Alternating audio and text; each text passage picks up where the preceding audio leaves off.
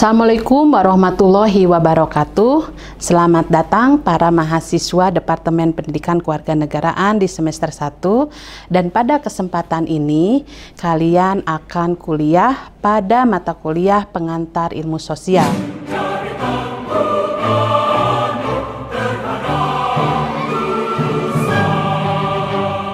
Adapun dosen pengampu mata kuliah pengantar ilmu sosial yang pertama adalah Profesor Dr. Dasim Budimansyah MSI, yang kedua Dr. Susan Fitriasari MPD, yang ketiga Dede Iswandi MPD, yang keempat Sri Wahyuni Tansil MPD, dan yang kelima Nisrina MPD.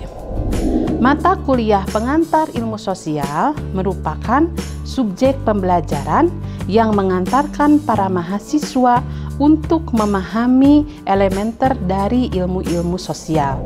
Kita akan membahas dari mulai pengertian, kemudian ruang lingkup, dan disiplin ilmu-ilmu sosial, konsep dasar, generalisasi, dan teori-teori tentang ilmu sosial. Nah, dalam mata kuliah pengantar ilmu sosial ini terdiri dari 18 pertemuan.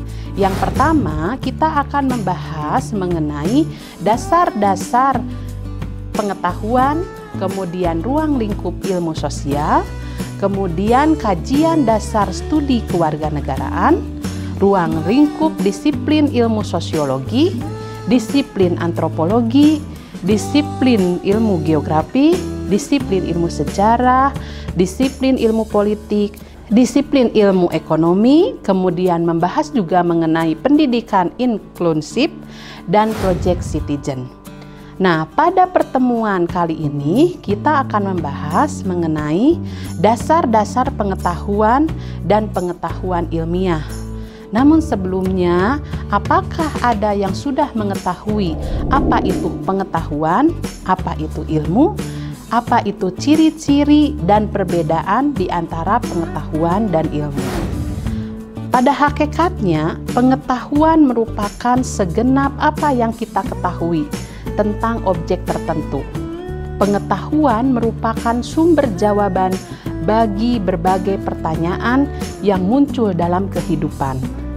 Setiap jenis pengetahuan mempunyai ciri-ciri yang spesifik mengenai apa, bagaimana, dan untuk apa pengetahuan itu disusun.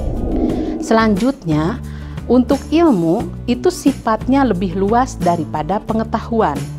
Ilmu sudah pasti merupakan pengetahuan, sedangkan untuk pengetahuan belum tentu merupakan ilmu. Ilmu melakukan kajian terhadap alam sebagaimana adanya dan terbatas pada lingkup pengalaman empirik manusia. Suatu pengetahuan untuk dapat disebut ilmu itu harus melalui tahapan yang disebut dengan metode ilmiah. Nah, metode ilmiah merupakan prosedur dalam mendapatkan pengetahuan yang disebut dengan ilmu.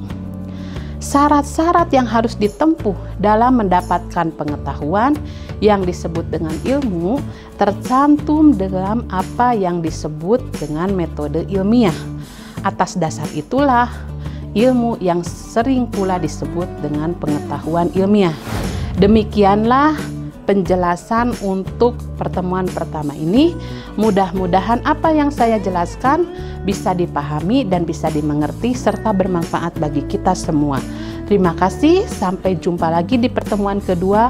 Wassalamualaikum warahmatullahi wabarakatuh.